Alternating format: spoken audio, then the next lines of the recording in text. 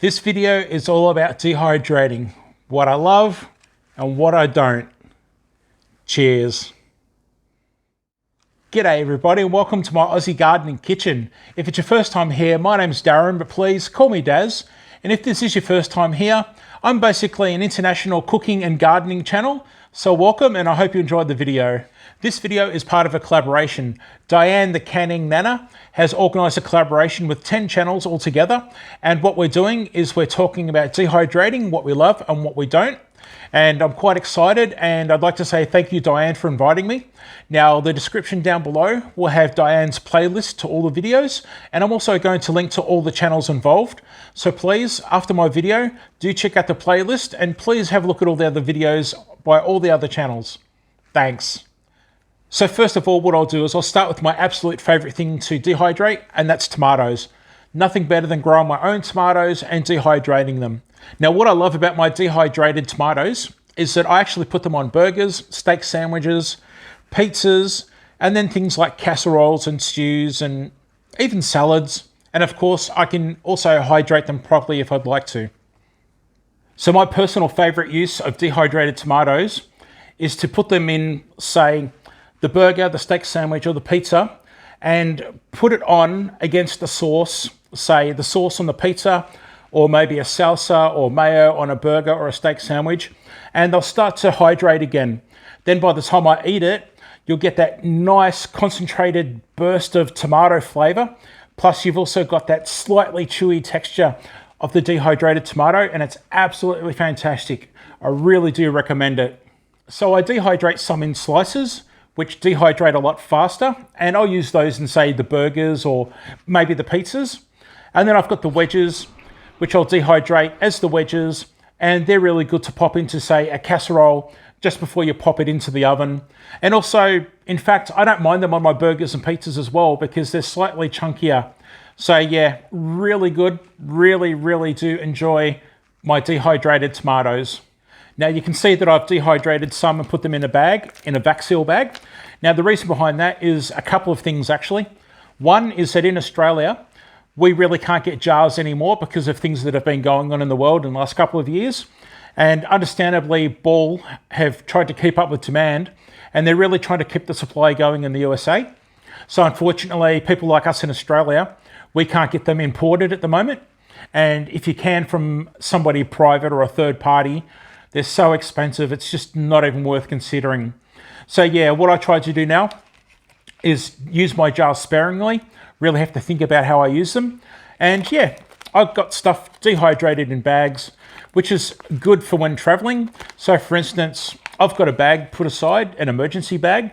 So if we've got to get up and run for whatever reason, say if there's a big bushfire coming and we have to leave the house, and I can grab this bag and it's got a whole bunch of these packets, which are so light, and there's a wide variety of food in the bag, from fruits to vegetables. It's fantastic. And look at that, it weighs nothing. And that's actually quite a few tomatoes. Jalapenos, I absolutely love dehydrating jalapenos. They're another favorite of mine. And just like the tomatoes, I use them in burgers, steak sandwiches, sprinkle them on pizzas, obviously put them in stews and casseroles and salads and meals, you name it. Love the jalapenos. Now, I actually dehydrate pickled jalapenos. So as you can see here, I've got a couple of jars of jalapenos. Now I can get these quite cheaply from the supermarket, so I'll just drain these and get those dehydrated. So that's my plan for tomorrow anyway. And yeah, get them stored in a jar. And then I do have fresh jalapenos, but I prefer to keep those fresh and eat them as fresh. And then I don't grow enough of those to dehydrate, but with the supply of these that I can get, I'm quite happy to do it this way. And this one, for instance, is long-term storage. I've got a couple more like this, so you can imagine that's quite a few jalapenos stored away long-term. Now, an absolute favorite thing to do with dehydrated jalapenos is to make a powder. Oh my gosh, if you've not tried jalapeno powder, you must try it. It is so good. Just get it powdered and store it in a jar. That's not it there, but you can imagine just make it, put it in a jar, and you'll use it on so many things. It is fantastic. Now, the only thing is, if you're going to make a powder out of jalapenos, please wear a mask. Please, if you're going to grind it, open the windows, send the family to the park, put the pets outside. In fact, if you're going to grind up jalapenos and make a powder, maybe do that outside, because the dust that comes off it when it's grinding is so strong. It's no joke, people. So yeah, if you're making a jalapeno powder or even a hot chili powder from chili peppers, please wear a mask and do it in a well-ventilated room. Something I don't like with dehydrating is broccoli. I've got mixed feelings about this because I actually like the flavor of it. It's fantastic. And in fact, when I dehydrate broccoli, I'll just eat them like potato chips straight off the dehydrator trays. It's absolutely fantastic like that. You can't go wrong. The problem I have with it is that the head, the floury part on top, the head is really nice. It's so brittle and crumbly, and that hydrates well. But the stalk can be somewhat woody and chewy and leathery. It's not as enjoyable as, say, the jalapenos or tomatoes when I was talking about having them on a burger. So, I don't know, broccoli, if I've got excess broccoli or it's really super cheap, my wife sees it at the supermarket in the frozen section where it's just practically being given away, well then I will dehydrate some because I can tolerate it, but it's not something the family enjoys, so I really try not to waste my time and resources on something like this again. But yeah, dehydrating it and eating it straight off the trays is fantastic. Cabbage. I like to dehydrate cabbage. Love dehydrating cabbage, actually. It goes down really well here. It's something that you can put into stews and soups. And what I like about this is because it's dehydrated, say I've got a soup going on the stove right in front of me right now, I could actually open this, pour it into my hand and crumble it up and just sprinkle it in if I wanted to. And then the soup has got specks all the way through it, like say, as if you put parsley or something through a soup, but you still have that flavor from that jar of the cabbage. So this is definitely something that I like to dehydrate. It keeps really well and lasts a long time. It rehydrates well. So if I wanted to just serve this up and maybe give it a toss in a pan with some bacon and some onion or something like that for the family, I can do that. So yeah, cabbage would be another favorite and something I do like with my dehydrating. Carrots, that's another thing that I love to dehydrate. And what I love about dehydrating is the space. Look at this. This is 1.5 kilo of carrots. Now I'll pop a conversion on screen for people that aren't really sure about kilos, right there. And there you go. That's 1.5 kilo of shredded carrots. That's unreal. It doesn't take up much space at all. Look how light it is. It's fantastic. So as you can see, what I've done is I've actually put the carrot in between some baking paper, front and back. And that's just in case any sharp pieces of carrot eventually wear through the plastic and break the seal on the bag. And because oxygen absorbers are so easy to come by and you can buy them in bulk, I actually like to pop them in with my vac sealing. So as you can see, this bag has been vac sealed and it's got an oxygen absorber as well. And in this case, it's shredded carrots. So these can hydrate and be used in salads or popped into a soup, or there's so many uses for it. I can make roasties where I shred up potato and carrot and onion and mix it all together with a bit of egg and flour and then put it into a frying pan and fry them off so they're golden brown. And it's beautiful because you can dehydrate your onions, you can dehydrate your potatoes, which I do actually. But yeah, carrots is another one that I love to dehydrate, and space saving is another great thing about dehydrating. Mixed veg is something that I love to dehydrate. Now, one great thing about dehydrating is that you can do meals in a jar. Now, I don't have any to show you at the moment. I've used the last of mine, and I'm actually making a new batch when I finish doing these jalapenos tomorrow. And what you can do is basically get your ingredients, like this mixed veg, for instance, and either mix them all together beforehand with, say, a soup mix or whatever, or you can just layer them in the jar and have them prepared, and you can actually have a meal in a jar by dehydrating. It's a fantastic idea. So if you've not heard of it, that's something you should maybe consider looking into. A meal in a jar, it's fantastic. Now with the mixed veg, what I like about the mixed veg is obviously the variety. In this case, this is a winter veg that I get here in Australia, and my wife keeps an eye out for it when it's on special. And when it is, it's in the frozen section, and I'll just take it out of the bags, separate the carrots, the green beans, the broccoli and the collie, dehydrate them all. Now they're all pre-cut, they're pre-blanched, and they're quite small, which is not too bad at all. So they do dehydrate quite well, and mixed all back together and put into a jar or a bag for storage. And there you go, you've got that ready to go. Now I did say earlier that I'm not a big fan of the broccoli, but it's pretty small in this, and you've got all the other stuff, so I'm not too fussed about it. Making powders. I absolutely love making powders with dehydrating. There's so many things you can do with the different powders that you use. Obviously, onion and garlic powders are quite popular.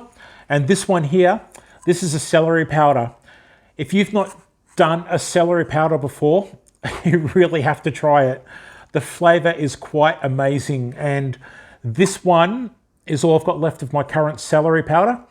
And this stuff here, I am so tempted to stick my finger in and lick it all the time. It is just absolutely moreish.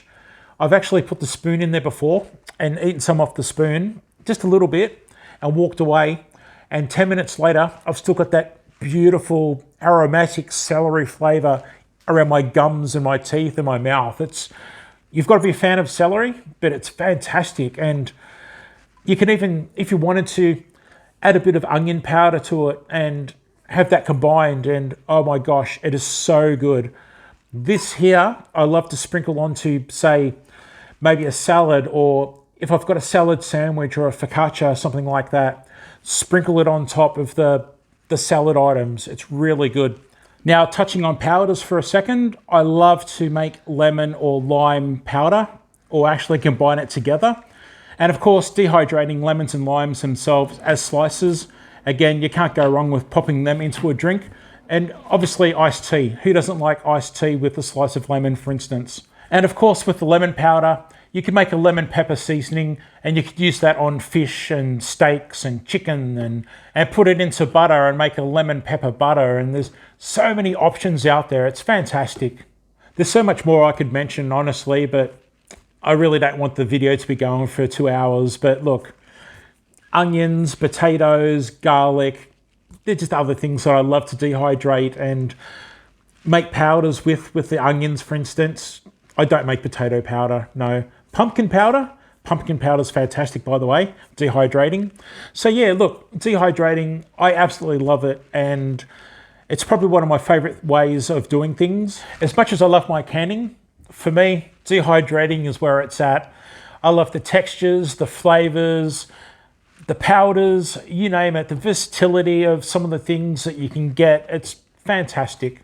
There's not too many things I don't love about dehydrating. It's something that I've done for a while, and I absolutely enjoy it. And I love experimenting with flavors and textures, and dehydrating gives me an opportunity to do that, because as I said with the tomatoes and jalapenos, for instance, to eat them when they're semi-dehydrated is, I really enjoy that. I love the texture and that burst of flavor that they give, and it can be a little tedious sometimes, which is no big deal. But with grapes, for instance, now the problem I've got with these is that if you're going to make them, you've got to get every single grape and stab it with a knife multiple times and put it onto the tray.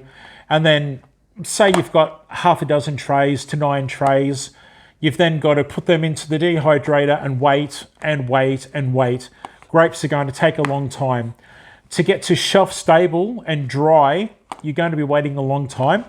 Now, for me personally, they taste fine and they're good for baking and stuff like that, and they're good for long-term storage, so it's good to have some stored away. But for the family, they prefer to eat them when they're more plump. So what I mean is probably 3/4 of the way in the process, where they've still got a bit of, a bit of move to them, a bit of moisture. The flavor's fantastic, really, really delicious, but you can't store them long term. And I find that if I was to make a big batch, myself and the kids will jump all over these and we'll eat them and we'll be sick of them within a couple of days, and we have so many left over and they just get left aside. And with the kids' lunches, for instance, for school, we've got other things and they like their dehydrated apple and stuff like that. So we tend to see this sort of stuff sit around and not do anything. So it's not something that I love, and unless someone gives us a box of grapes that they may have excess of, I don't think doing grapes is probably one thing that I'll dehydrate again, because the time and effort to go into it, I could be doing something else. And I really do sort of think about my resources and my time and what's important for my family and what we do need and what we don't need. If you did enjoy this video, I'd really appreciate a thumbs up, as it does help my channel out. And also, if you were to consider subscribing and ticking the notification bell to see all my future videos and when I go live and do live streams, that'd be fantastic. Please check out the other videos in the playlist in the description below. I must get going. I've got to drain these jalapenos and get them dehydrating tomorrow to look like this. So thanks very much, and I'll see you next time. Bye.